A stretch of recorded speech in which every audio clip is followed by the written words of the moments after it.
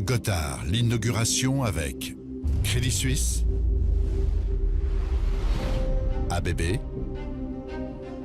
La Mobilière et COP.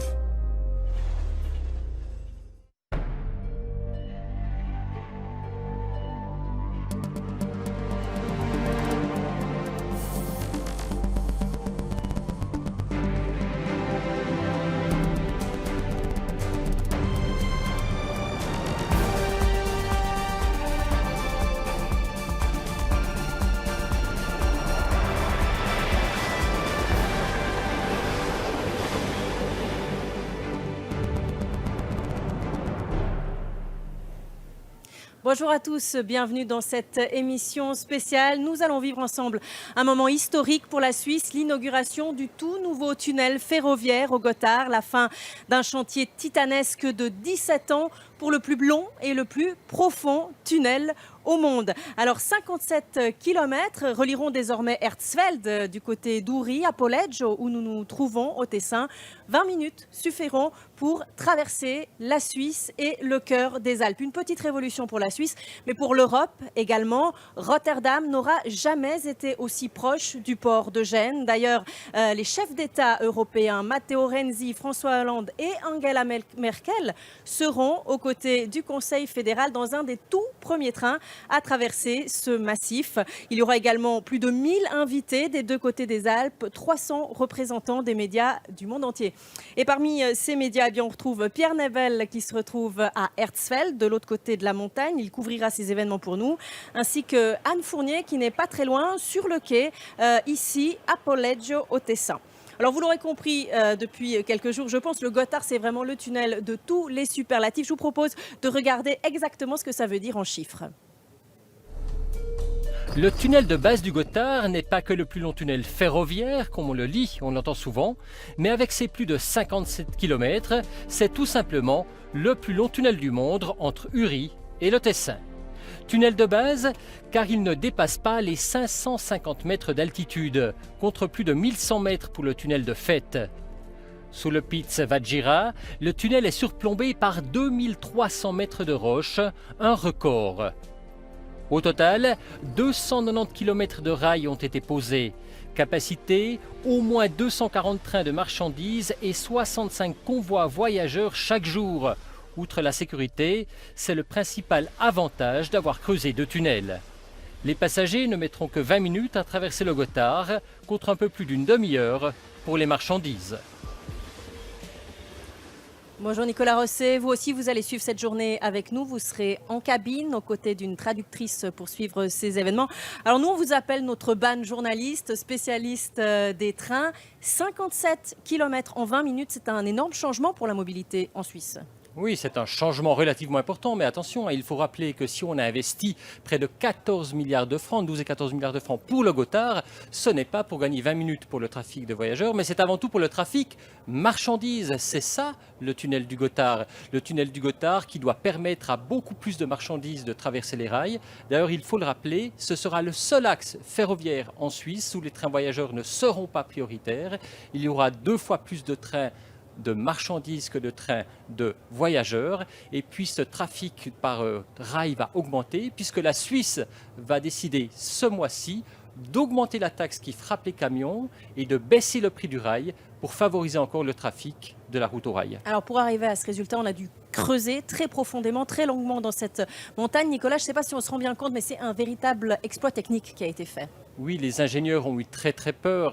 Dans la fameuse zone de Tavech, la montagne s'est refermée, a broyé les installations. Il y avait une autre zone à Piora où on pensait que les tunneliers seraient engloutis par la montagne. Finalement, tout s'est bien passé et il faut le rappeler, on n'a pas creusé un, mais 2 tunnels, un pour chaque sens de circulation. Et puis pour les fans de train, le tunnel le plus long, c'est le tube Est.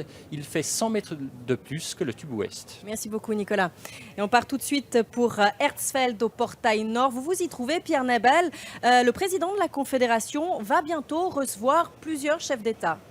Oui, Romaine, je me trouve à environ 50 km à vol d'oiseau de votre position, mais cette fois du côté nord de ce formidable massif montagneux qu'est le Gothard, relié par vous par ces 57 km de boyaux, ce qui passe sous la montagne et qui débouche à quelques centaines de mètres d'ici. Vous pouvez peut-être le distinguer ou le deviner, la gueule du monstre, le portail nord du tunnel de base du Gothard. Quant à moi, oui, je serai ici, à Erstfeld, à Rienecht, pour être plus précis, dans le canton d'Uri, là où vont se dérouler les festivités au nord. Alors, les invités VIP que vous avez mentionnés tout à l'heure, ils arriveront plus ou moins sur le coup de 13 heures. Pour les autres, 600 invités VIP normaux, pour ainsi dire. Ils vont arriver dans quelques minutes sur ce quai de gare qu'on peut apercevoir à côté de ces tentes un peu blanches derrière moi. Des représentants, presque la totalité des représentants de l'Assemblée fédérale, des représentants des cantons, des représentants des plus grandes entreprises suisses et puis évidemment aussi quelques représentants des entreprises de transport européennes. Alors pour eux, le programme est assez simple. Ils vont devoir se déplacer dans cette halle que l'on voit un peu au second plan, la Festhalle. Là, les attend un apéritif riche façon uranaise. Et puis, sur le coup de midi et quart, ils vont se déplacer sur cette place et se rendre dans ce que l'on appelle la Betonhalle, la halle en béton, où ils pourront suivre un spectacle, son et lumière, le sacre du Gothard, mis en scène par Volker Hesse. Alors, je ne résiste pas à la tentation d'essayer de rentrer. La caméra aura peut-être un tout petit peu de mal à accorder la luminosité, mais le spectacle en vaut quand même la peine. Vous voyez cette énorme halle, 600 places assises. On peut distinguer quelques éléments du décor que nous réserve Volker Hesse tout à l'heure. C'est l'endroit aussi où auront lieu les discours, le discours notamment de Johann Schneiderman, le président de la Confédération. Johann Schneiderman, que j'ai eu l'occasion d'interviewer il y a de cela environ 20 minutes. Je vous propose d'écouter son sentiment en cette journée historique d'inauguration du tunnel de base du Gothard. Monsieur le Président de la Confédération, la Suisse inaugure aujourd'hui le tunnel le plus long du monde. Alors on le sait, les Suisses ont tendance à être un peu modestes. Vous, Johann Schneiderman, est-ce qu'aujourd'hui vous êtes fier? Je suis très fier. Je suis vraiment très fier. La Suisse démontre qu'elle est capable de traiter des projets qui sont des projets ambitieux. Les 57 km de longueur, ça c'est un des facteurs. On a travaillé pendant les 17 ans et on a respecté à la fin de ce processus les délais qui étaient prévus, plus ou moins. Et ça c'est vraiment un travail exceptionnel. Comme président de la Confédération, je félicite à tous les ouvriers, à tous les responsables. Je suis très très fier d'eux. Alors, on le sait, dans les années 90, il y a eu beaucoup de discussions autour de la construction de ce tunnel. Est-ce qu'il est trop cher? Est-ce qu'il sera rentable? Est-ce qu'il est seulement utile? Vous, aujourd'hui, Johann Schneiderman, est-ce que vous pouvez le dire? Creuser ce tunnel, c'était une bonne chose. Oui, c'est une bonne chose. C'est une chose stratégique. Stratégique pour notre pays. Ça connecte le Tessin encore mieux avec la Suisse occidentale et ça offre la chance de renforcer les liens entre le sud et le nord de l'Union européenne. Autrement dit, ce n'est pas un projet suisse pour la Suisse, c'est un projet pour l'Europe et pour cette raison un projet totalement stratégique, un projet d'un centenaire. Et ça vaut la peine toujours. Oui, je t'entends. Vous allez recevoir tout à l'heure vos homologues, Matteo Renzi, Angela Merkel, François Hollande. Quel message vous voulez leur faire passer? Je fais passer le message, écoutez mes chers amis, mes chers voisins, nous sommes part du jeu, nous sommes prêts à contribuer et nous attendons de vous de nous soutenir dans la situation où nous devons trouver pendant les quelques mois à venir des solutions pour clarifier les relations entre la Suisse et l'Union européenne sur une base des accords bilatéraux. Alors justement, c'est la grande question. Est-ce que vous pensez que un Durchbruch, un avancement diplomatique majeur est à attendre pour sortir de l'impasse dans laquelle se trouve la Suisse depuis le 9 février? Est-ce que cette cérémonie d'inauguration va pouvoir nous aider réellement? Ça va nous aider sûrement. On n'aura pas le Durchbruch aujourd'hui, ce n'est pas l'idée. Mais tous les entretiens, toutes les discussions, toutes les démonstrations de solidarité, ça aide.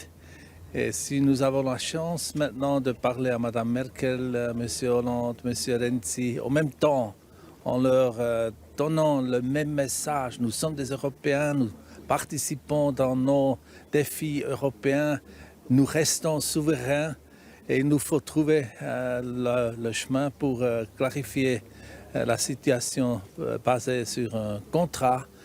Eux, ils vont être bien sensibles pour accepter ce message. Et le travail concret doit être fait à la fin du mois de juin, au début du mois de juillet. Je préférerais, j'espère qu'on peut atteindre un Durchbruch juste avant les vacances ou tout de suite après les vacances. Il nous faut progresser maintenant. Merci beaucoup, Monsieur le Président de la Confédération. On vous souhaite encore beaucoup de force pour cette journée qui risque d'être assez longue. Merci beaucoup. À vous. Au revoir. Le président de la Confédération qui veut progresser dans les relations avec l'Europe, Pierre Nebel, est-ce que la présence de ces chefs d'État dont on a parlé est une réelle opportunité pour la diplomatie suisse? Alors, personne ici n'est naïf au point de penser que le simple fait de les rencontrer permettra d'un coup de doigt de résoudre tous les problèmes que nous avons actuellement avec l'Union européenne. Néanmoins, il ne faut pas non plus sous-estimer cette opportunité. Ce n'est pas tous les jours que le Conseil fédéral aura plusieurs heures d'accès privilégié à trois des principaux dirigeants européens. Et cela permettra sans doute quand même de présenter la Suisse, de faire passer un message, montrer que la Suisse est un partenaire fiable. Elle livre clé en main la pièce maîtresse de cet axe nord-sud entre Rotterdam et Gênes. Et cela, certains des voisins de la Suisse ne peuvent pas l'affirmer pour eux qui ont pris beaucoup de retard. En plus de ça, il y a évidemment tout cet aspect symbolique. L'Europe est en crise, on est dans une Europe où on parle du Brexit, de fermeture de frontières, et ce symbole du Gothard qui veut rapprocher les peuples, faciliter le transport de circulation, fait du bien à cette Europe qui est un peu mal à son âme. Et peut-être que cela suscitera un certain courage chez les dirigeants européens qui viendront aujourd'hui à Hersfeld et suscitera peut-être aussi un peu de compréhension et de sympathie pour notre pays. Merci Pierre. Alors c'était ce matin à 10h30 pour la première fois en Suisse, un abbé, une pasteur, mais aussi un imam, un rabbin et même un représentant de la communauté athée ont béni ce tout nouveau tunnel. Nicolas Rosset.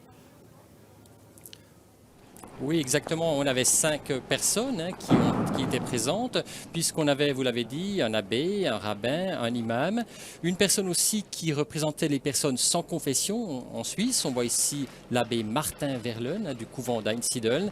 Et puis, on a presque revécu un Sonderbund. Souvenez-vous, cette guerre de 1845 qui a vu les cantons catholiques protestants se déchirer, puisque les protestants n'avaient pas été invités. Finalement, ça a été le cas. Le tunnel relie les régions, les cultures, les langues, mais aussi les religions et les gens qui n'appartiennent à aucune communauté religieuse. Qu'est-ce qui relie tous les gens qui ont participé à la construction, ainsi que les gens au nord et au sud qui vont utiliser ce tunnel? C'est la confiance dans la puissance du bien de l'être humain. Dieu protège cet ouvrage que nous te demandons ta bienveillance. Écoute nos implorations, car c'est toi, le Seigneur, qui entend les prières et les plaintes.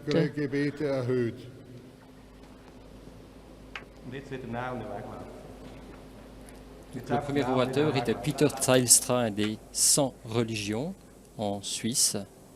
Et voilà l'imam Beki Malimi de Saint-Gall. O Allah, wir bitten dich Oh auf Allah, dieser unserer nous Reise t'implorons und de nous accompagner dans ce voyage. Nous t'implorons pour la justice et ta miséricorde. Facilite le chemin de ceux qui nous ont facilité ce voyage et permets-nous de faciliter le voyage d'autres. Nous vous recommandons, j'aimerais parler de tous ceux qui ont collaboré à ce grand projet et me souvenir des 9 personnes qui ont été victimes d'accidents sur le chantier. J'aimerais aussi que nous nous souvenions de toutes les familles qui pleurent leurs êtres chers disparus. Donc, sous la protection de Sainte Barbara, nous espérons ta protection et nous implorons ta protection. Donc, c'était la pasteur Simona Raor. L'abbé Verlen bénit le tunnel. Le symbolisme de ce tunnel, c'est que nous ne nous laissons pas arrêter par les obstacles, mais que nous essayons de nous rejoindre les uns les autres. Et ça, c'est quelque chose qui peut s'exprimer par la présence des différentes religions, et même ça concerne ceux qui ne appartiennent pas à une communauté religieuse. Et il faut que l'on accompagne ce chemin avec bienveillance. Voilà, Sainte Barbe, pour rappeler que 9 mineurs sont décédés pendant les 17 ans des travaux. Pour rappel, en 1882, il y avait eu près de 200 victimes. On le voit, le progrès technique. Alors ça, c'était pour la dimension spirituelle. Il y a aussi une grosse dimension mythologique dans cette inauguration du Gothard. Anne Fournier, vous êtes ici à Poleggio, sur le quai. Une dimension mythologique de par l'emplacement et l'histoire de ce Gothard. Oui, une dimension mythologique dont avaient sans doute conscience les premiers arrivants, parce qu'il y a un train qui vient d'arriver en fait du sud, qui avait à son bord certains représentants politiques suisses, notamment François Longchamp, le Genevois François Longchamp, et puis aussi le chef de la Deutsche Bahn, qui est ici très heureux de venir inaugurer ce nouveau tunnel. Alors vous l'avez dit, le Gothard, ça a une dimension mythique énorme, c'est un peu l'âme de la Suisse, comme l'aiment le dire les habitants ici, surtout les Uranais. Il y a plusieurs raisons à ça. Déjà, à sa situation géographique, on est là visiblement très près des mythes fondateurs dans la Suisse, du serment du Grütli, du Guillaume Tell.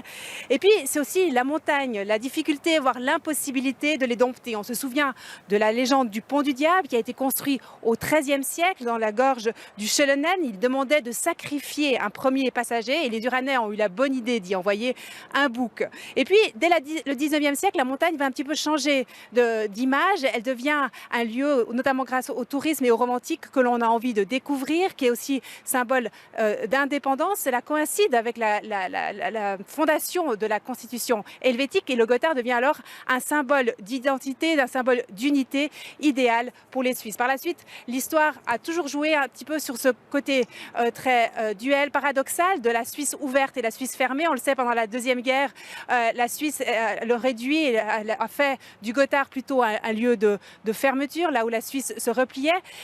Et puis, aujourd'hui, on le voit avec ce grand projet, c'est aussi un mythe de l'aide européenne, de la contribution européenne qui se joue avec tous les travailleurs qui ont participé à ce projet. Et d'ailleurs, le spectacle auquel on va assister par la suite a beaucoup joué sur ce mythe, sur cette dualité entre la Suisse du progrès, de la technologie, la Suisse aussi fermée, les Alpes, de la nature, de l'amour de la nature. Donc finalement, une dualité que l'on retrouve aussi dans l'histoire politique actuelle et qui est très sensible, très représentée par le Gothard.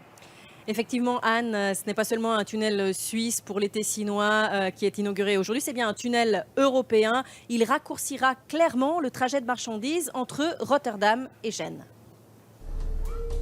Le Gothard, c'est bien plus qu'un tunnel qui permet de relier le Tessin à la Suisse alémanique. C'est aussi et surtout l'élément principal d'un ambitieux concept de transport né dans les années 90, les NLFA, nouvelles lignes ferroviaires alpines. Les NLFA, c'est aussi le tunnel de base du Lötschberg inauguré en 2007 pour compléter le vénérable Simplon. Et en 2020, c'est le Chenery qui prolongera le Gothard. Les deux lignes aboutissent à Bâle, puis c'est via l'Allemagne, un des principaux axes de transport de marchandises en Europe, jusqu'à Rotterdam. 1500 km plus au sud, le débouché naturel, c'est un autre port, Gênes, les NLFA, un pari à 24 milliards de francs pour soutenir le rail entre la mer du Nord et la Méditerranée. Anne, d'ailleurs, les ministres européens des Transports qui sont arrivés hier sont déjà ici à Polledge, je crois.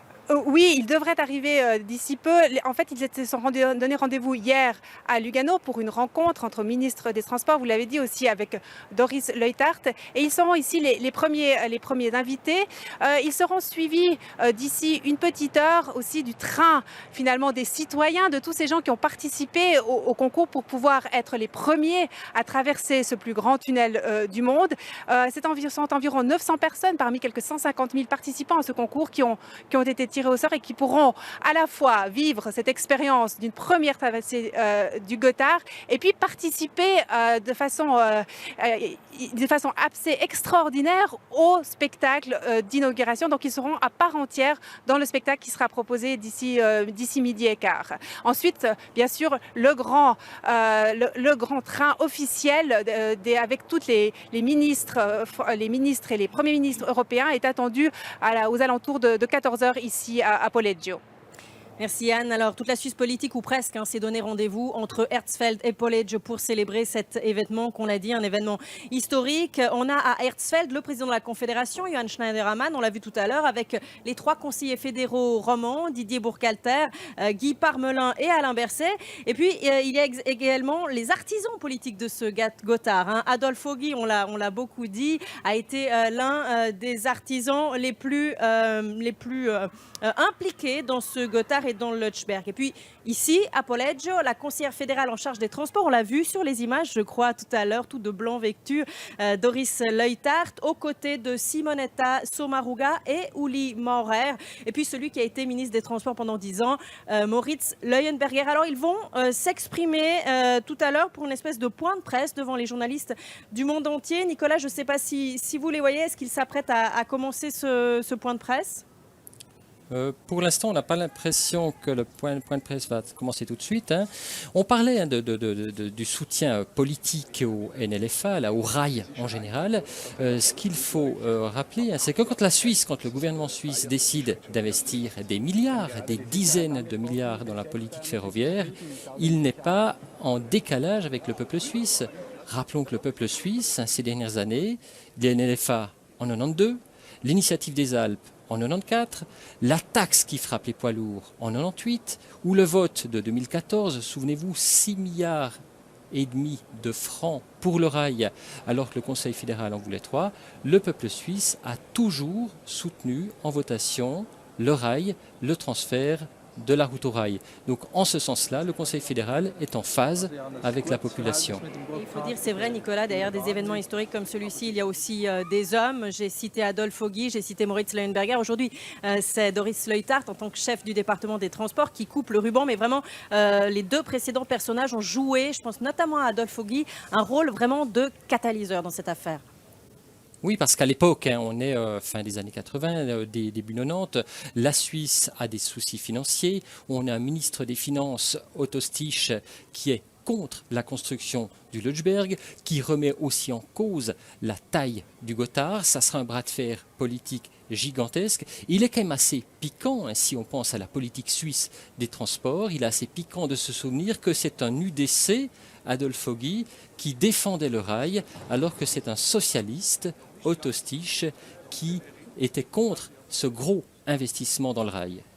Oui, il était contre ce gros investissement. Ça a été d'ailleurs une bataille un petit peu homérique au sein du Conseil fédéral face à Adolphe Ogi. En tout cas, aujourd'hui, c'est le point final d'un chantier, si on vient dans les termes un peu techniques, qui aura duré 17 ans, percer un tunnel jusqu'à 10 km sous la roche. Je ne sais pas si on se rend bien compte, mais c'était vraiment un énorme exploit, une prouesse technique qui a été réalisée. Je vous propose, Nicolas, de regarder ce sujet que vous avez réalisé. 69 ans d'attente. Cela fait depuis 1947 que le tunnel de base du Gothard est réclamé par les spécialistes des transports pour faire face à l'augmentation continuelle du trafic de marchandises. Pour assurer effectivement la couverture des besoins, nous pensons que la création du Gothard est nécessaire, qu'elle doit être réalisée le plus rapidement possible. Nos études nous montrent que ce pourrait être le cas en 1985. Mais les travaux ne commenceront qu'en 1999. Et encore, il ne s'agit que de la galerie d'accès latérale de Amsteg. Quelques mois plus tard, le percement commence aussi côté sud à Bodio. Pendant 4 ans, le Gothard ne sera creusé qu'à la foreuse et à la dynamite. La température peut atteindre les 46 degrés. Impossible pour les mineurs de travailler dans ces conditions et des climatiseurs seront utilisés pour ne pas dépasser la température légale de travail de 28 degrés. Tout s'accélère dès 2003 avec le premier tunnelier, gigantesque machine de 450 mètres, 3000 tonnes, qui creuse mais aussi installe les treillis, bétonne les parois du tunnel et évacue les déblais. Mais le percement aurait encore duré des années si on s'était contenté d'attaquer le tunnel à ses 2 extrémités, Erstfeld et Bodio. Le coup de maître des ingénieurs, le forage de 3 galeries latérales qui permettent dès 2005 de creuser le Gothard sur 5 chantiers différents. Il ne faut d'ailleurs pas parler du, mais des tunnels du Gothard, car ce sont 2 tubes indépendants de 57 km chacun qui ont été percés. Au total, ce sont 4 tunneliers au prénom féminin qui ont foré la montagne, avec ce record pour Gabi 2, 56 mètres avalés en une seule journée. Mais tout n'a pas été rose dans les entrailles de la montagne. À plusieurs reprises, comme ici, direction Cédroun, les tunneliers restent bloqués, encrassés par des roches molles et humides. Puis dans la zone de Tavetch, des pressions géologiques colossales déforment la galerie et son coffrage. Seule l'installation de cintres en acier permet d'éviter que le tunnel ne se referme. La chance est aussi du côté des ingénieurs. Les sondages révèlent que la faille friable de Piora ne pourra être franchie. Petit miracle, à l'altitude du tunnel, 550 mètres, la faille est constituée de roches stables. Il y a 6 ans, le point d'orgue, le tunnelier Sissi, fracasse les derniers centimètres du tube Est. L'émotion unie, le socialiste Moritz Leuenberger et l'UDC Adolphe Oggi. Les 2 anciens ministres des Transports rendent hommage aux mineurs. 9 ont laissé leur vie dans la construction du plus long tunnel du monde. Après le gros œuvre, place aux finitions. Un train long de près d'un demi-kilomètre a été conçu pour finir de bétonner et équiper les 2 tunnels. Pose de 300 km de rails ou encore de 380 000 traverses en béton. Sauf la dernière, la Goldschwelle, la traverse d'or, posée en grande pompe. Le tunnel est quasiment terminé. Pour Renzo Simoni, Monsieur Gothard, il dirige les travaux depuis 9 ans, un grand moment d'émotion. Ces lumières, encore plus belles que les guirlandes de Noël de la Bahnhofstrasse. Et ce silence, quasi méditatif.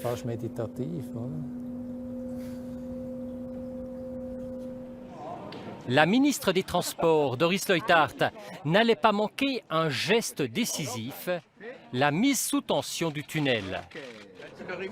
Les courses de test, 5000 au total, peuvent commencer. D'abord, jusqu'à 160 km/h.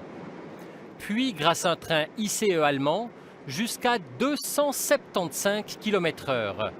Mais surprise, le Gothard n'est pas le plus rapide. C'est un record pour la Suisse ? Pas pour moi. Au Lötschberg, on a fait du 288 km/h. Au Gothard, tout a pris plus de temps. Le Lötschberg a été inauguré en juin 2007. Mais dès aujourd'hui, les trains pénètrent dans le Gothard, les 2 tunnels les plus longs du monde. Et on rejoint tout de suite Anne Fournier. Vous êtes sur le quai de la gare ici à Poleggio et les premiers invités, les conseillers nationaux, comment c'est arrivé? Oui, ils sont arrivés il y a quelques minutes à peine, emmenés par Uli Maurer dans le train que vous voyez ici derrière moi. Ils sont arrivés du sud, en fait, encore. Comme a pu le dire M. Levra, que vous allez entendre ensuite, ils ne sont pas trop frustrés parce que finalement, beaucoup ont déjà pu visiter ce tunnel et se réjouissent de le faire. Les personnes avec qui on a pu brièvement parler là, à leur descente de train montrent surtout une grande fierté, une joie d'être ici et de marquer cette journée toute particulière de l'inauguration du plus long tunnel du monde. Mais écoutons tout de suite les réponses de M. Levra à son arrivée à sa descente de train. Je la relance ou pas du tout?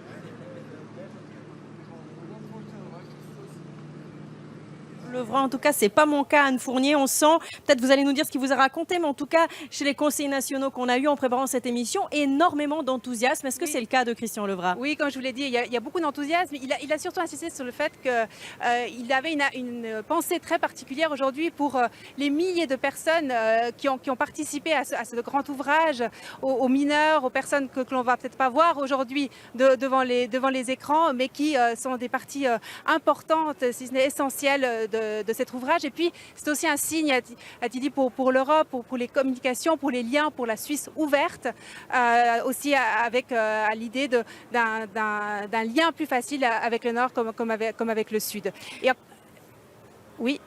Je voulais pas vous interrompre, continuez Anne. Ce que je voulais dire, c'est qu'on va aller voir les conseillers nationaux. Une partie d'entre eux vont faire le voyage dans le train des VIP, comme on l'a appelé. Mais il y a un autre train qui partira avant, le train des VIP, avec des citoyens suisses.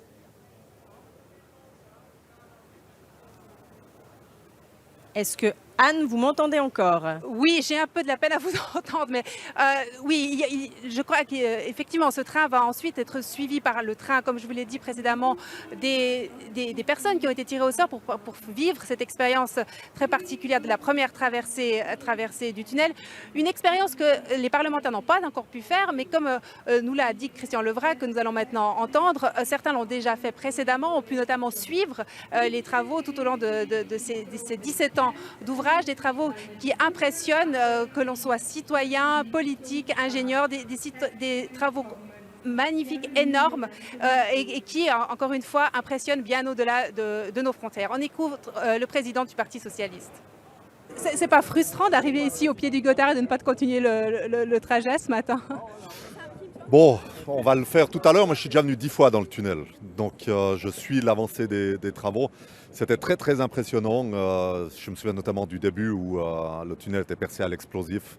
Et je me réjouis aujourd'hui de voir ce tunnel fini.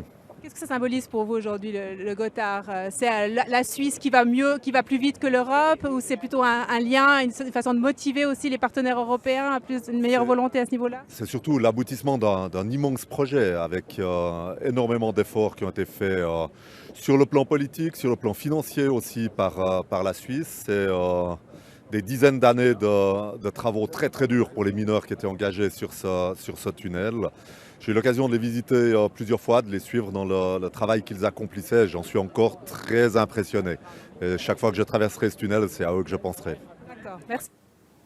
À côté de moi, Philippe Gaudron, vous êtes membre de la direction des CFF, chef de l'installation. Je ne sais pas si c'est des installations, si c'est juste de l'infrastructure. De l'infrastructure. Monsieur Gaudron, on sentait chez les parlementaires une certaine émotion. Les CFF vont recevoir les clés du tunnel cet après-midi. Dans quel état d'esprit vous êtes? Qu'est-ce que ça vous fait? Alors, beaucoup de respect et une certaine fierté. Une fierté parce que j'ai eu la chance de travailler à l'Office des transports lors de l'élaboration du concept. Et puis maintenant, de recevoir la responsabilité tunnel, c'est beaucoup de respect. Et puis, pas mal de travail encore jusqu'au mois de décembre pour que tout soit parfait lors du changement d'horaire. Parce qu'il faut le dire, ce n'est pas avant le 11 décembre que les citoyens, les passagers pourront profiter de ce tunnel. Il va se passer quoi entre deux? Alors, il y a toute une phase de test, de préparation, de travaux encore pour parfaire le tunnel, pour qu'on ait vraiment les standards de qualité, de sécurité qu'on a partout ailleurs. pour le prochain changement d'horaire. Alors on le sait, ces NLFA ont d'abord été construites pour les marchandises, mais vous l'avez dit, les passagers vont en profiter, plus court, plus rapide. On regarde dans le détail toutes les nouveautés. Bon, alors c'est manifestement pas pour le moment. Vous restez avec moi, Monsieur Gaudron. On dit que c'est l'un des tunnels les plus sûrs au monde. Qu'est-ce qui est prévu exactement pour la sécurité ? Alors, tout a été fait pour qu'on ait une exploitation qui est aussi sûre que possible. On a 2 stations intermédiaires où s'il y a un problème, on peut recevoir les trains dans une zone préservée où on peut évacuer les gens. On a tous les 375 mètres un dispositif qui permet de passer d'un tunnel à l'autre et si un train devait, contre toute attente, néanmoins s'arrêter, on puisse évacuer les gens en toute sécurité. Et puis le tout est télécommandé, surveillé depuis le centre de gestion de Poleggio qu'on voit derrière nous. Qui est juste derrière nous. Alors on est prêt, Monsieur Gaudron, pour diffuser un petit peu les avantages de ce tunnel du Gothard pour les passagers. Les trains de voyageurs peuvent traverser le Gothard à 250 km/h, mais pour des raisons d'exploitation, ils rouleront d'abord à 200. Le tunnel de base permet d'éviter les voies d'accès pentues et sinueuses du tunnel de Fête. La nouvelle ligne est 30 km plus courte que l'ancien tronçon de 1882. Conséquence, un gain de temps qui peut atteindre les 40 minutes. Les trains de marchandises surtout profiteront du tunnel de base. Le 160 km/h a été validé pendant les courses de test, mais le 100 km/h sera la norme pour commencer. Encore plus important, la ligne de plaine et les 2 tubes séparés dopent fortement la capacité.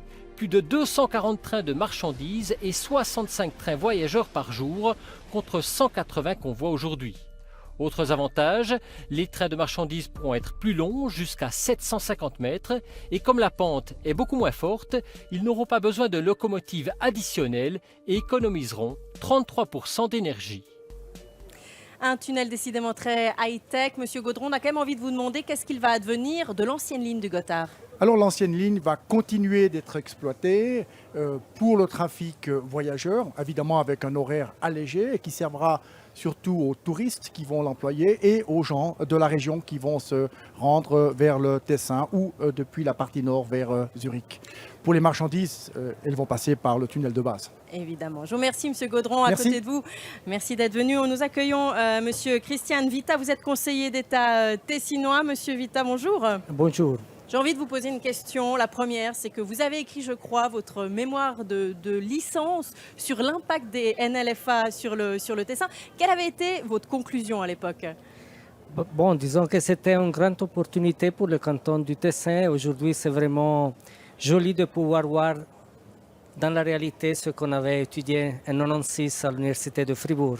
C'est à la hauteur de ce que vous espériez, Monsieur Vita, ce qui va se passer. Qu'est-ce que vous en pensez ? C'est difficile à dire encore maintenant. Mais... C'est encore difficile à dire parce qu'on doit attendre que la ligne soit en fonction. Mais disons qu'il y a des bons éléments pour dire qu'on va atteindre les buts qu'on s'est posés. Quels sont les éléments les plus concrets ? Dans quel domaine vous attendez rapidement des avantages liés à ce tunnel ? Sûrement pour le tourisme, parce qu'il y aura tout de suite une meilleure accessibilité pour le canton du Tessin. Et puis, on voit déjà aujourd'hui qu'il y a une certaine pression sur le secteur immobilier. Dans le tourisme, certains craignent qu'avec la rapidité, au fond, pour venir au Tessin maintenant, il y ait surtout des gens de passage qui fassent la journée, mais qui rentrent en Suisse alémanique, en Suisse romande le soir. Les hôteliers notamment craignent ça. Ça, c'est le défi et ça, c'est, disons, la tâche des entrepreneurs du secteur qui doivent réussir à faire rester les gens ici au Tessin pour plus de jours. On parle aussi pas mal de mobilité. Est-ce qu'il sera possible de vivre à Bellinzone, à Lugano, sous ce climat un petit peu meilleur que dans le reste de la Suisse, et puis d'aller travailler en Suisse alémanique ? Vous pensez que ça, ce sera possible ou les trajets sont encore un peu longs ? Disons que ça, ce sera possible si on le combine aussi avec les nouvelles formes de travail. Je pense au télélavoro, à ces formes de travail à distance. Et puis pour le canton du Tessin, il y aura un autre saut de qualité dans la mobilité interne en 2020, quand on va ouvrir le tunnel du Monte Ceneri, qui va créer un petit S-Bahn au niveau du canton de Tessin. Est-ce que vous pensez que les Tessinois de l'extérieur, ceux qui vont étudier et puis qui restent dans le reste de la Suisse, ceux-là vont peut-être rentrer davantage, revenir ? Là, c'est une opportunité parce que je pense que ces gens, peut-être, ils travaillent auprès de multinationales, des entreprises qui ont siège à Zurich plutôt que dans d'autres parties de la Suisse. Et aujourd'hui, ces gens doivent habiter là-bas parce que c'est trop long le trajet. Demain, je pense qu'ils peuvent habiter ici et travailler quand même dans la société qui a son siège, par exemple, à Zurich. Christiane Vita, je vous propose, si vous avez un petit peu de temps, de rester encore quelques minutes à mes côtés. On va regarder un sujet qui retrace en fait tout le combat politique qu'il a fallu avant de pouvoir réussir à inaugurer ce tunnel du Gotthard. On regarde ce sujet. Il est signé Fritz Reinmann. Nous sommes à 8 jours du percement du tunnel du Gotthard, mais ces deux hommes en salopette ont déjà fait leur part du travail. Les conseillers fédéraux Adolf Ogi et Moritz Leuenberger ont déplacé des montagnes en faveur du chantier du siècle, les NLFA, nouvelle ligne ferroviaire alpine.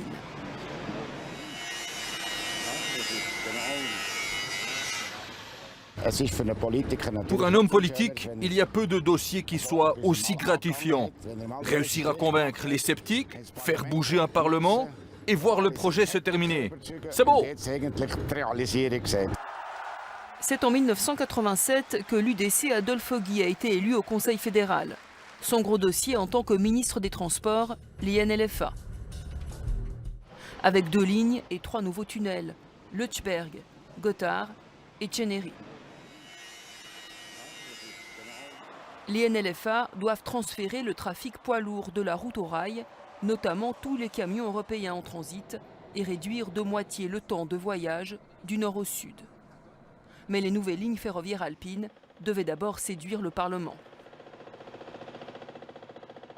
Que deviendra la Suisse si les NLFA ne fonctionnent pas? Eh bien, un gigantesque chaos routier. Pensez aux 3 à 4 millions de camions que nous allons mettre sur le train.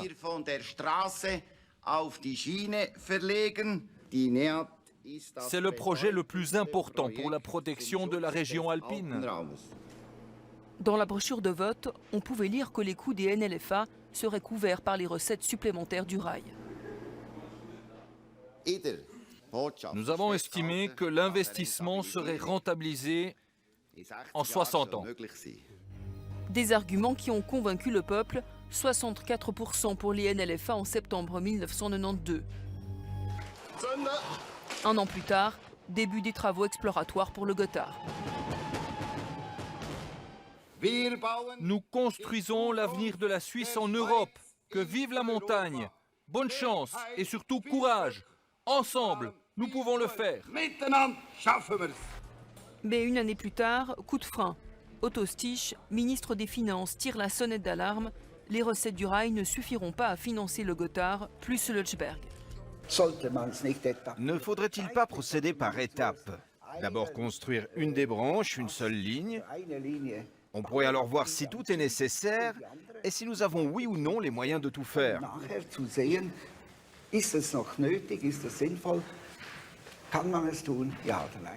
Mais Otto Stich ne fut pas écouté. Le Conseil fédéral ne voulait pas renoncer au Lötschberg. 6 mois plus tard, le socialiste démissionnait.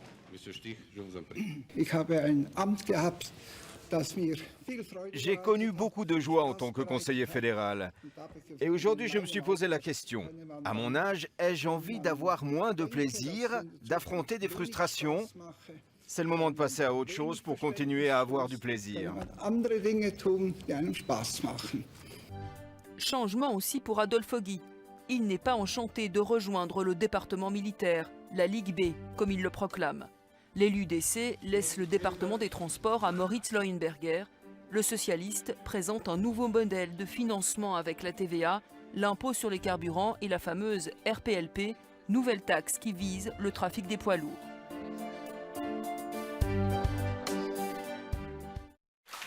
Je suis contre la RPLP.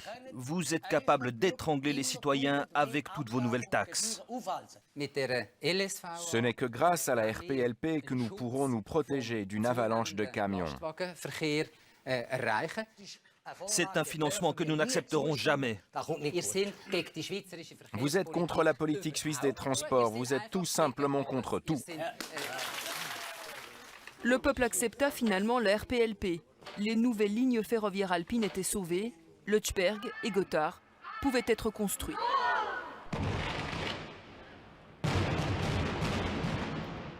Victime de ces débats financiers, le tunnel des Romans, comme on l'appelle alors, Lötschberg. 2 tubes seront percés, mais un seul sera équipé, économie oblige. Ironie du sort, problèmes géologiques, nouvelles normes de sécurité et améliorations sur le tracé des NLFA feront passer la facture de 14 à 24 milliards de francs suisses. Mais le combat politique est passé, les travaux avancent. 2007, le Lötschberg est inauguré. Le calendrier des travaux a été respecté. Au Gothard, c'est plus compliqué. 15 octobre 2010, l'instant historique, le tunnel Est, le plus long des deux, est percé. Émotion rare pour Moritz Leuenberger et Adolphe Guy. 900 jours avant l'ouverture du tunnel, les courses de test commencent. Les nouvelles lignes ferroviaires alpines seront inaugurées par Doris Leuthard, leur 3e ministre des Transports. Christiane Vita, ces dernières années, le Tessin s'est régulièrement senti à la périphérie de la Suisse, incompris par Berne. Est-ce qu'avec ce tunnel, cela peut changer psychologiquement en tout cas? Selon moi, oui, parce que c'est une ouverture vers le nord. Et disons que la Confédération a démontré avec cet investissement de croire aussi dans le canton du Tessin. Donc c'est quelque chose aussi au niveau symbolique très important. Il n'y a plus d'excuses. Il n'y a plus d'excuses, non. Christiane Vita, je vous remercie beaucoup d'être venu quelques instants à notre table. Je vous souhaite une très belle journée. Merci à vous. Merci. Voilà, je vous propose maintenant d'entendre Guy Parmelin. Il se trouve toujours à Herzfeld, au portail nord. Une interview a été faite il y a quelques minutes. C'est quand même un ouvrage exceptionnel. Ce n'est pas toutes les années qu'on fait ou qu'on inaugure un tel ouvrage. On a vécu du côté plus roman l'aspect Lötschberg. Mais je crois qu'il faut voir le concept dans son ensemble. Et c'est un ouvrage qui est en Suisse, mais qui a une vocation internationale, puisqu'on le voit par la présence de très nombreux chefs d'État et de gouvernement. Une très grande importance a été donnée à cet élément de notre politique des transports pour le futur. Monsieur le conseiller fédéral, vous, en tant que haut responsable de la sécurité, quel est le rôle que joue la sécurité aujourd'hui ici? Alors la sécurité pour ce genre d'événement, d'une manière générale, est primordiale. C'est quelque chose qui doit se concevoir longtemps à l'avance. Ça a été fait. Nous en avons aussi l'habitude. Je vous rappelle que nous organisons aussi le World Economic Forum. C'est même presque plus important. Mais naturellement, c'est une responsabilité et nous serons extrêmement satisfaits une fois que tout sera terminé, que tout se sera bien passé, ce qui va certainement être le cas. Est-ce que la pression sur la Suisse est grande aujourd'hui, niveau sécurité?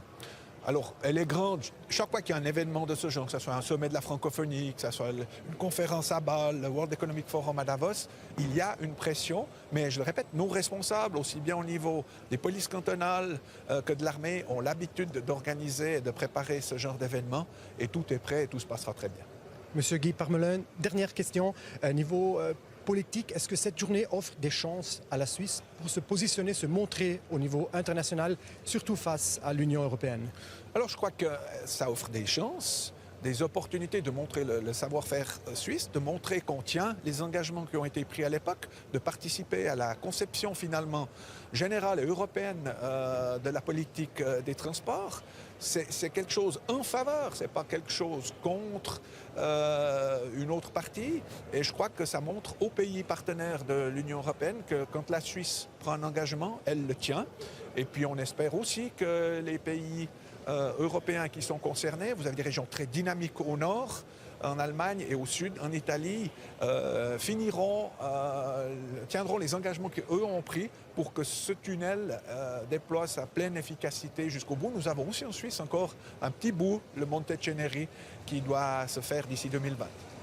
Vous aurez l'occasion d'en parler avec vos collègues et homologues aussi des autres pays européens tout à l'heure. Merci beaucoup, Monsieur Parmelin. Je vous souhaite une très belle journée. Merci, vous aussi. Merci. Guy Parmelin qui se trouve à Herzfeld où vous êtes. Pierre Nebel, qu'est-ce qui s'y passe en ce moment de l'autre côté de cette montagne? Alors maintenant vient de se terminer cette conférence de presse qui était censée être une conférence de presse plénière assez officielle. Puis finalement elle s'est faite tout à fait à la Suisse, des interviews bilatérales avec tous les ministres suisses qui se trouvaient là. Quelque chose d'un peu désarçonnant pour les journalistes étrangers qui n'ont pas l'habitude de cette proximité et cette facilité d'accès qu'on peut avoir avec les membres de notre gouvernement. Alors ce qui a frappé, c'est qu'il y avait énormément de journalistes, des journalistes des quatre coins du monde, des Japonais, des Autrichiens, des Chinois, des des Français et des Allemands, chacun avec des questions un peu différentes. Les Allemands ont beaucoup insisté sur ces chaînons manquants encore dans cet axe nord-sud de Rotterdam à Gênes du côté allemand. Les Japonais, c'était intéressant, eux étaient plutôt un peu intéressés à la longueur du tunnel. Il ne faut pas oublier que leur tunnel, qui était le plus long au monde, maintenant a été dépassé par le Gothard. On voit donc que chaque nationalité a des questions un peu différentes pour nos conseillers fédéraux. Merci beaucoup Pierre, et je me trouve à côté de Monsieur Simoni qui a été chef des travaux.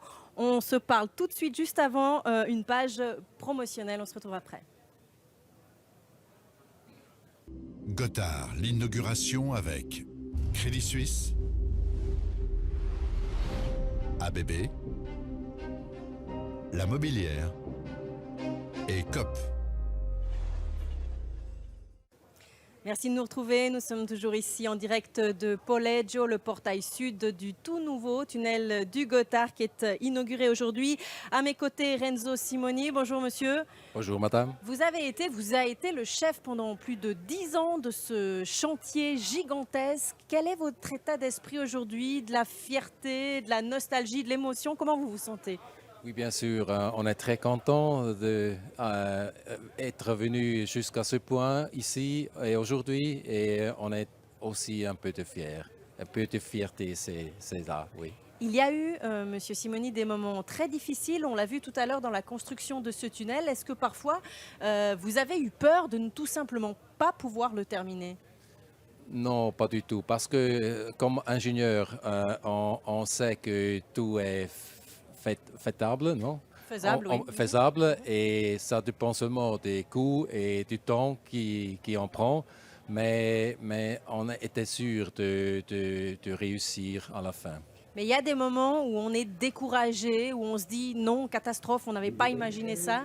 Non, Vous pas. étiez prêt? Les moments plus difficiles, c'était quand on avait un accident, hein, avec un mort, comme ça. Ce ont été les moments vraiment difficiles pour toutes les protagonistes, inclus pour moi. C'est vrai que Doris Neuthardt nous disait lundi, aujourd'hui c'est pas seulement la fête des politiciens, c'est aussi la fête des ouvriers. Qui sont les hommes qui ont construit ce Gothard, Monsieur Simoni, les gens avec qui vous avez travaillé? Oui, ce sont très beaucoup de gens.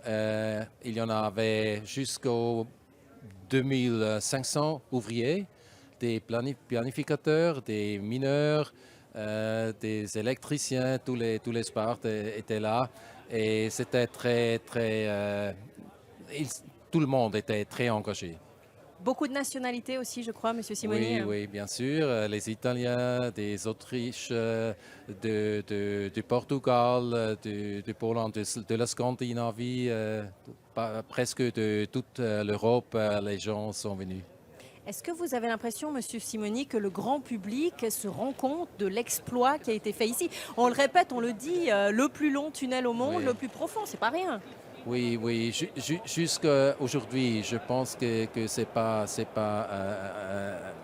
reconnu, mais je suis sûr que dans les années prochaines... Je crois que je dois vous interrompre. Je crois qu'on voit juste, excusez-moi Monsieur Simoni, le chef des affaires étrangères Didier Burkhalter qui est en train d'arriver et qui accueille les invités. C'est une fête et populaire et pour les politiciens. Je suis navrée de vous avoir interrompu. Est-ce que le grand public, vous me le disiez, se rend compte de ce qui a été fait? Je pense que le futur verra démontrer ça. Mais jusqu'à aujourd'hui, je pense que pas grand part de la population a reconnu ce qu'on a fait jusqu'à aujourd'hui. Oui.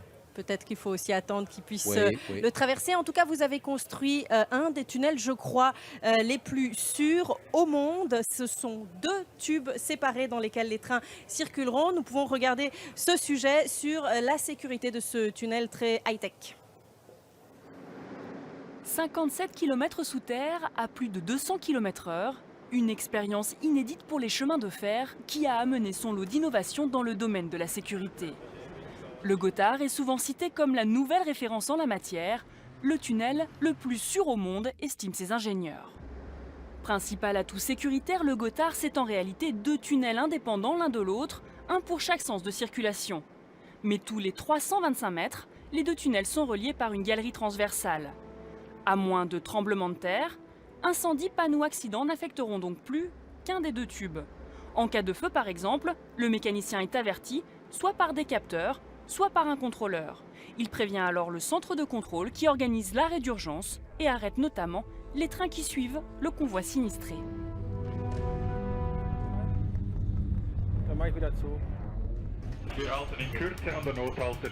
Nous allons nous arrêter dans la prochaine station d'arrêt d'urgence. Veuillez sortir à gauche, dans le sens de la marche. Dans cet exercice au mois de mars, les CFF ont entraîné ce scénario avec près de 400 personnes à Sedrun, une des 2 stations d'arrêt d'urgence avec Faido. Via les galeries d'échappement, les passagers rejoignent l'autre tube. C'est là que les trains de secours les embarquent pour les emmener en sécurité.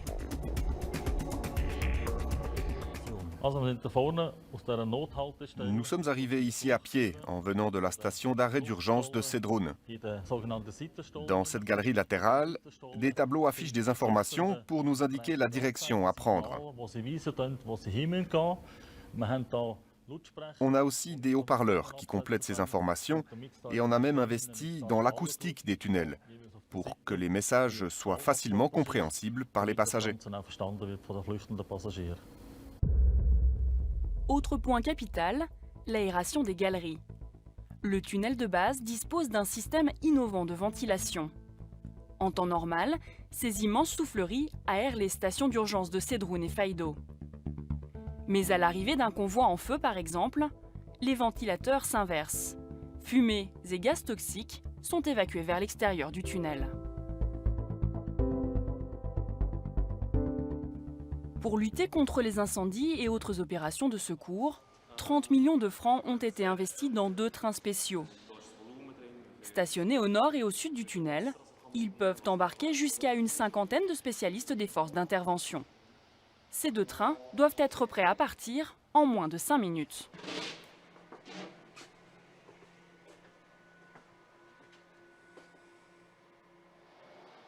Contre les incendies, cette citerne d'eau de 4400 litres, l'équivalent de 25 baignoires.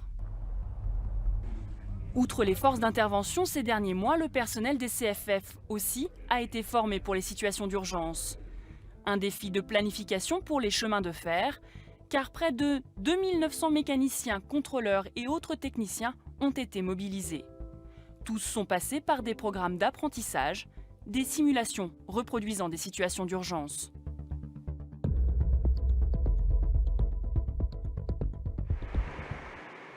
Cela fait près d'1 année qu'on entraîne, qu'on simule, qu'on teste.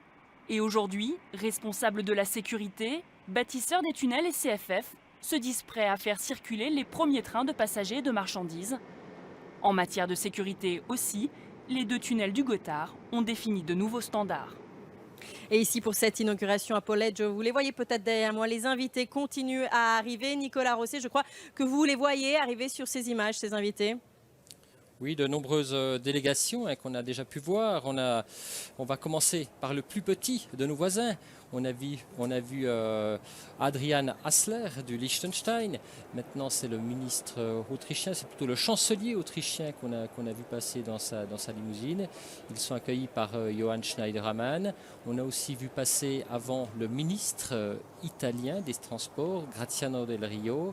Il faut savoir que le chef du gouvernement italien, Matteo Renzi, est là. C'est qui arrive là? Mais il a un emploi du temps un peu qui a été un petit peu changé. Ce n'est pas lui qui fera le discours pour l'Italie.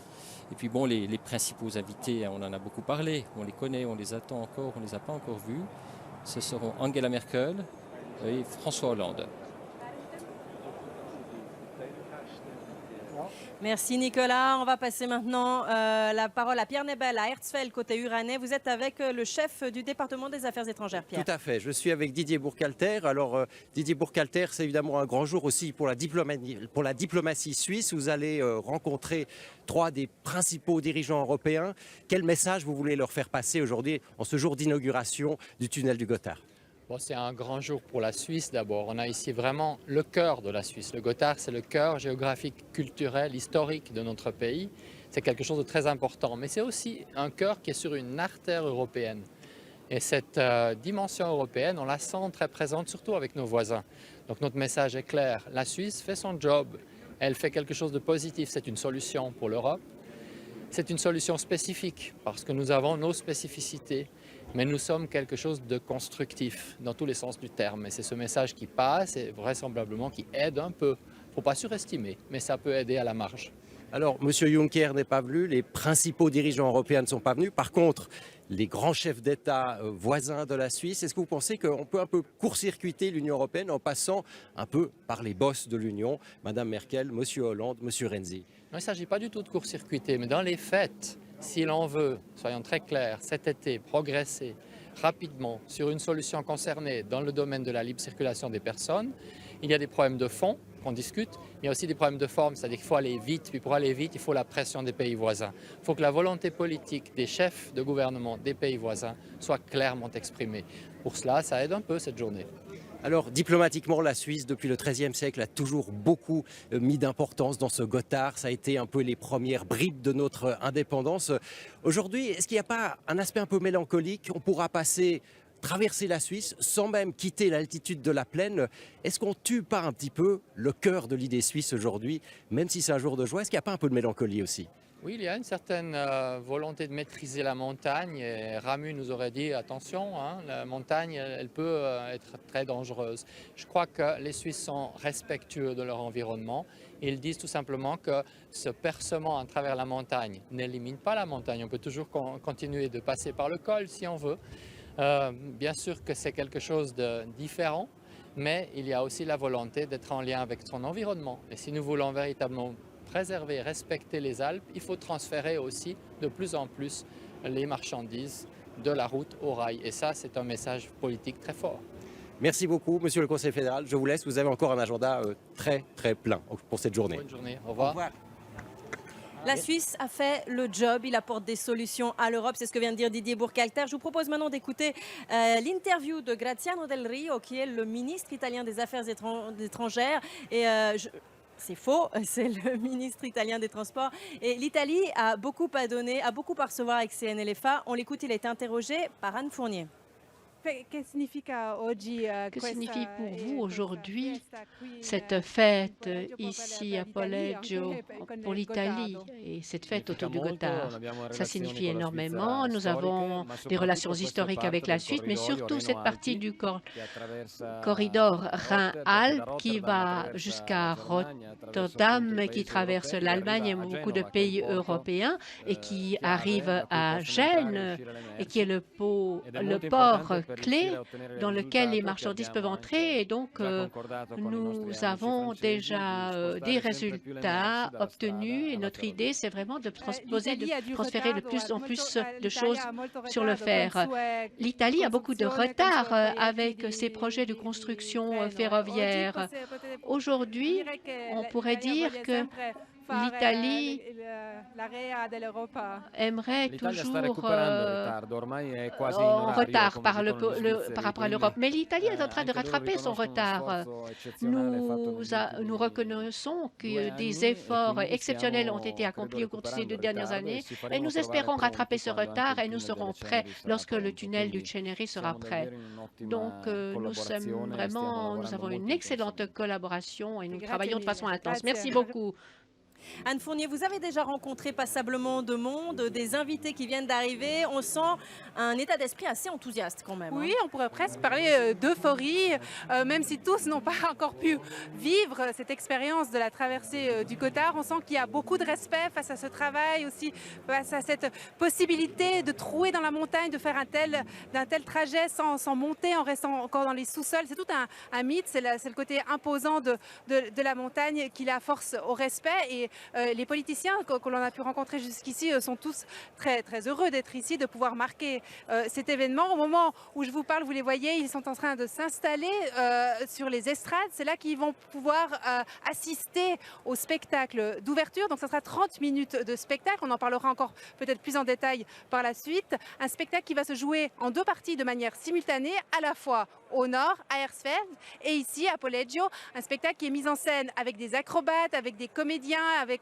notamment issus de l'école de théâtre de Dimitri ici au Tessin, et qui est un spectacle qui est mis en scène par Volker Hesse, qui est un grand habitué de ces festivités. Il a notamment, c'est tout un symbole, proposé à 2 reprises une lecture de Guillaume Tell à Altdorf, là où se jouent depuis plus de 500 ans les jeux de Tell, donc non loin d'ici, non loin du Gothard, ici dans cette Suisse centrale d'Hersfeld.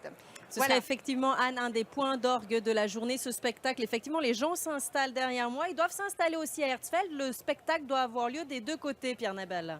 Oui, en effet. Alors, des scènes absolument parallèles, j'imagine, entre le sud et le nord. Alors, ici aussi, vous le voyez, les gens ont quitté la halle, la Festhalle, la fête où ils avaient des apéritifs à disposition. Ils vont s'installer dans cette énorme Betonhalle avec ses 600 places et assister à ce fameux spectacle de Volker Hesse dont parlait Anne Fournier tout à l'heure. Alors voilà, ils ont pu boire un petit verre de cidre, j'ai pu aller tester tout à l'heure. Des apéros façon uranaise, en effet, comme je vous le disais aussi un petit peu plus tôt, de la viande séchée. Et à présent, place au spectacle et place aussi au discours tout à l'heure du président de la Confédération, Johann Schneiderman, qui va souhaiter officiellement la bienvenue aux invités avant que, sur les coups de 1h30, ils prennent place dans le train qui traversera, pour la première fois en tout cas, pour ces invités VIP, le cœur du Gothard. Effectivement, merci Pierre. Je vais passer la parole en cabine à vous, Nicolas Rosset. Vous pouvez je crois, commenter les images que nous voyons à l'écran.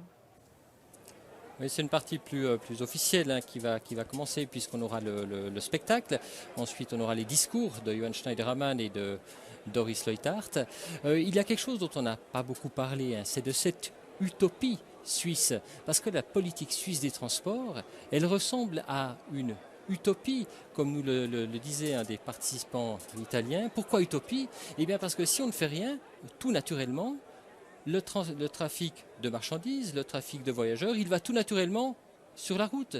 Et la Suisse fait le pari, à coût de dizaines de milliards d'investissements, qu'il est possible de mettre un petit peu de trafic sur le rail, de mettre des marchandises sur le rail. Alors bien sûr, il y a un petit peu de jalousie de la part des pays européens, parce que cette utopie, elle coûte très très cher. Il faut y consacrer énormément de moyens financiers. Il y a beaucoup de pays qui ont bien d'autres soucis financiers, qui n'ont pas les moyens de tenir la même politique des transports que la Confédération suisse. Donc les tribunes sont bien remplies. On attend plus de 1000 personnes aujourd'hui. Les populaires ne pourront pas participer à ces manifestations, mais quand même, on l'a vu tout à l'heure, et ça c'est aussi typiquement suisse entre guillemets, c'est que le tout premier train qui a traversé le Gothard, il n'était pas pour les politiques, il n'était pas pour les officiels, il était pour les quelques 1000 citoyens suisses qui ont participé à une gigantesque loterie pour pouvoir traverser ce tunnel du Gothard. Là on a l'image, Uli Maurer, Simonetta Sommaruga. On a le Conseil fédéral incorporé qui est présent aujourd'hui. Là, je crois que la cérémonie va bientôt commencer. On parlait de la loterie avant qui a été mise en place pour ce tunnel du Gothard. Ce qu'il faut savoir, c'est qu'on a eu 150 000 personnes qui se sont inscrites pour cette loterie pour savoir qui serait dans ces 1000 personnes élues, entre guillemets, donc pour faire partie de ce premier train qui a traversé le tunnel du Gothard. Cette participation gigantesque, 150 000 personnes, ça montre bien quand même l'intérêt qu'il y a pour ce tunnel. Mais pas seulement, en Suisse alémanique d'ailleurs. On a croisé notamment des représentants du canton du Jura qui étaient là tout à l'heure. Et pour la petite histoire, le ministre jurassien qui est présent lors des festivités, Charles Juillard, a attendu son train en vain ce matin sur le quai de la gare de Delémont, un train qui n'est jamais arrivé.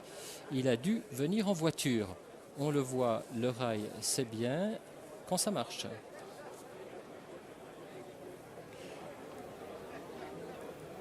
Nicolas, il y a beaucoup d'enthousiasme quand même ce matin. On a entendu très peu de voix discordantes. Oui, quand même. On a eu beaucoup de critiques sur le fait que le tunnel du Gothard est fait. Il permet de faire passer les plus gros camions européens. On appelle ça le fameux profil des 4 mètres. Donc on a quand même eu pas mal de critiques dans la presse, notamment des rédacteurs en chef, des journalistes qui ont décrété que ce Gotthard ne servait à rien puisque les voies d'accès en Suisse n'étaient pas faites. Le fameux tunnel de Bödsberg, un chantier à 350 millions dont on parle peu. Les voies d'accès en Allemagne ne sont pas faites. Les voies d'accès en Italie ne sont pas faites. Donc c'est quand même une critique quand même qu'on a beaucoup entendue ces derniers jours. Je pense personnellement que ces critiques perdent de vue un point essentiel, c'est qu'il y a 15 ans, on avait 1 400 000 camions qui traversaient les Alpes. Aujourd'hui, on n'en a plus que 1 million, alors que le trafic de marchandises a explosé. Ce trafic de marchandises, il allait où? Il allait sur le rail. Et pourquoi? Parce que ceux qui ne prennent pas, les camionneurs qui ne prennent pas le train, payent la RPLP. Ils ont déboursé l'année passée 1,5 milliard de francs de taxes. Évidemment, la RPLP est dissuasive. Et puis, on l'a dit tout à l'heure, on a révélé que dès le mois de juin, la RPLP sera augmentée. Le prix du sillon, c'est-à-dire le prix du train, va être diminué. Donc, à l'avenir, pour les camionneurs, ça sera encore plus cher par la route et encore moins cher par le rail.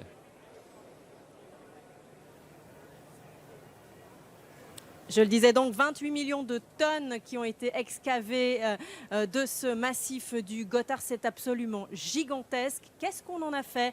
Regardez ce sujet, il est commenté par Malika Nedir.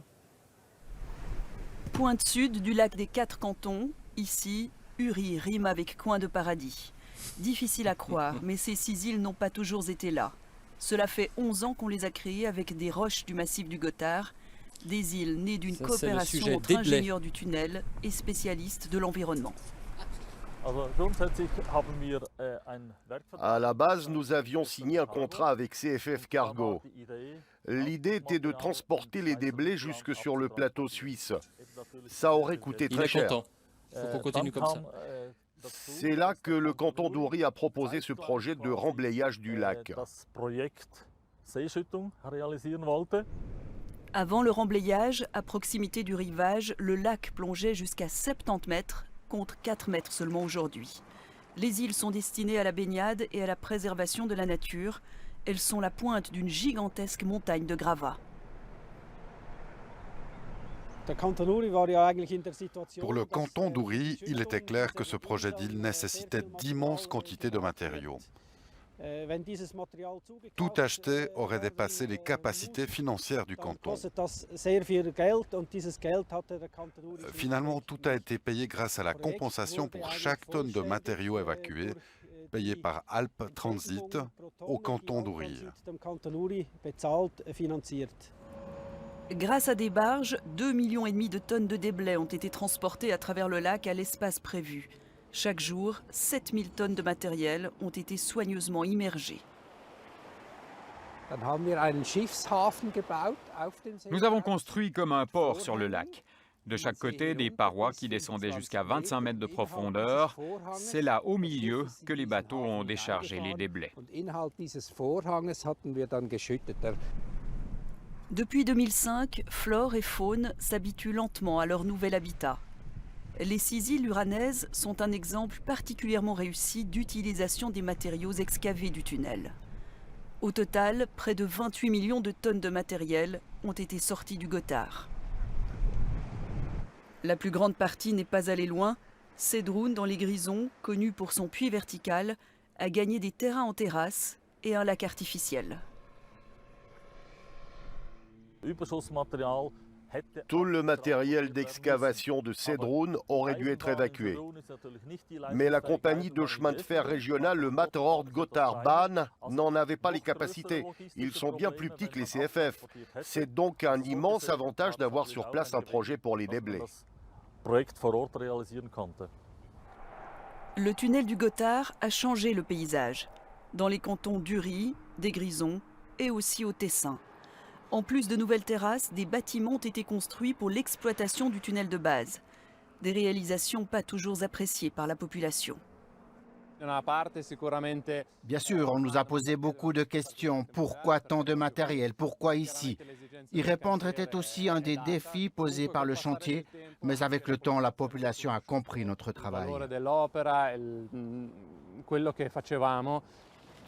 Les techniques mises au point par les ingénieurs ont aussi permis d'éviter les conflits avec la population. À Biasca, 7 millions de tonnes de matériel provenant du secteur sud du tunnel ont été évacuées. Mais on a creusé un tunnel reliant directement l'entrée sud du Gothard à la décharge, évitant le passage de 700 000 camions dans des zones résidentielles. Après 17 années de travaux, cette colline marque aujourd'hui le paysage à l'entrée de la vallée de Blegno.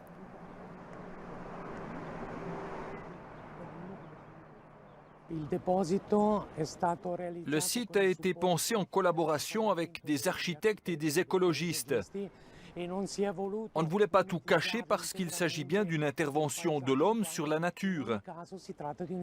Nous avons réfléchi quelle forme donner à ce dépôt, une forme à la fois intégrée au paysage, mais qui porte aussi trace de la main de l'homme. Sur les pentes de la colline de déblais de Biasca, on trouve aujourd'hui des plantes, dont une soixantaine de châtaigniers. Au total, le Tessin a perdu 250 000 mètres carrés de terres agricoles, mais tout a été compensé, par exemple, avec cette future châtaigneraie. Ces terres-là sont perdues pour l'agriculture, mais pas pour la nature. Et place maintenant au président de la Confédération et à la chef du département des transports, Johan Schneiderhammann au nord, Doris Leuthard au sud. Ils vont dialoguer par-delà les Alpes, Nicolas. Oui, un dialogue par-delà les Alpes. On a bien compris que pour l'instant, la cérémonie, c'est une cérémonie en miroir. Et là, on revoit la bénédiction par l'abbé Martin Verleun de l'abbaye d'Alcidon. Avec lui, il y avait quatre personnes, un imam, un rabbin, une pasteur protestante invitée au dernier moment pour qu'on ne revive pas la guerre du Sonderbund en Suisse, et puis un représentant des personnes sans confession. Je rappelais le Sonderbund. Ce qu'il faut savoir, c'est que certains catholiques, la cérémonie commence. Ainsi, ce tunnel est prêt au trafic. Je prie le président de la Confédération, M. Schneiderhammann. Je vous souhaite une cordiale bienvenue, Monsieur le Président.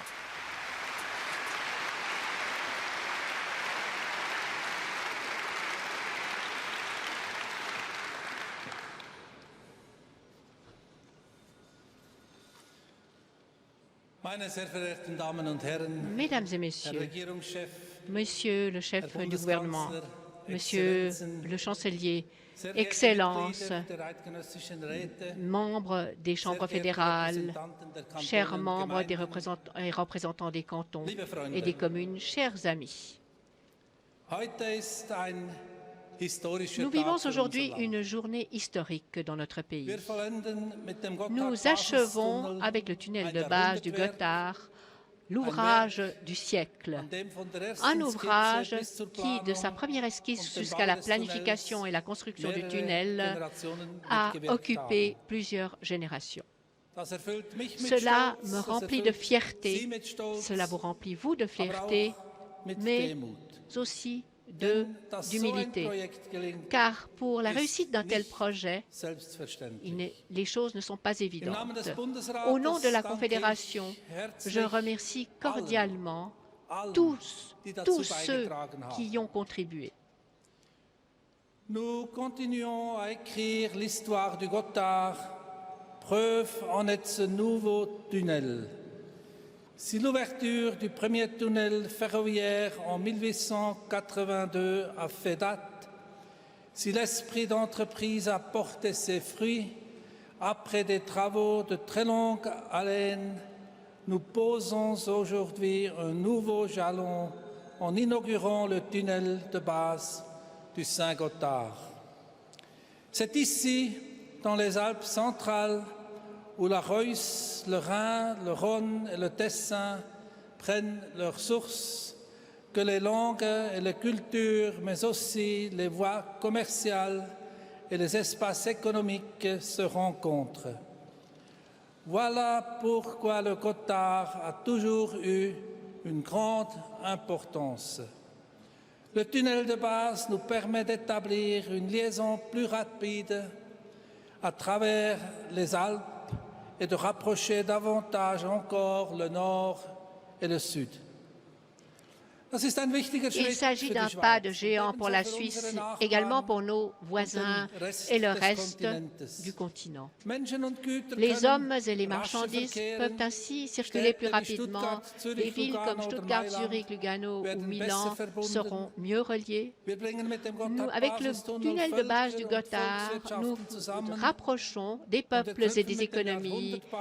Et avec ce chantier du siècle, nous nous inspirons des prestations de pionniers de nos ancêtres. Le tunnel de base du Gotthard que nous célébrons aujourd'hui est le plus long ouvrage de ce type. Et c'est un signal très fort qui va au-delà des frontières de notre pays. En Suisse et en Europe, on peut encore accomplir des choses qui font date. Le XXIe siècle peut aussi être un siècle européen. L'ouverture de la première galerie du Saint-Gothard a été fêtée déjà en 1882 au nord et au sud des Alpes. Déjà à cette époque, il y avait des représentants des États voisins qui y ont assisté. Même alors, l'axe du Saint-Gothard était d'une importance internationale. Et c'est pourquoi je suis content que même aujourd'hui, nous puissions célébrer l'ouverture de la galerie en présence des hôtes, aussi bien au nord qu'au sud des Alpes. Au nom du Conseil fédéral, je vous souhaite une cordiale bienvenue à l'ouverture du tunnel de base du Gotthard. Voilà la suite de cette cérémonie, c'est sur RTS2 en ce moment même. Nous, on se retrouve à 13h25, dès 13h25 pour la suite de ces festivités. N'oubliez pas le 12h45 d'Agnès Wüthrich tout à l'heure. Merci, à tout à l'heure.